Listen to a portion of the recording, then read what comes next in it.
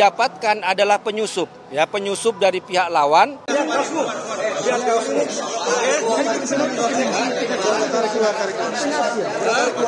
Partisipasi keluarga. Kalau Pak keluarga. Itu yang tahu, ayo masuk, ayo. Kita kan adil. Keluarga penyusup. Ada bukti. Jangan ditarik-tarik, udah pinggir.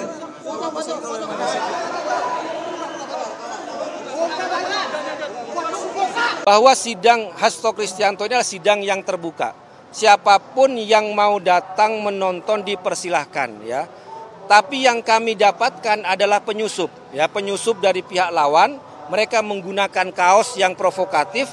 Kemudian kaosnya itu juga di luarnya itu dipakai ke meja lain. Jadi mereka menyusup, ya, menyelundup, menyusup, dan itu menurut kami sebuah tindakan yang tidak benar, ya, karena bisa memancing, bisa memprovokasi, karena juga di dalam banyak massa dari PDI Perjuangan, dari Satgas.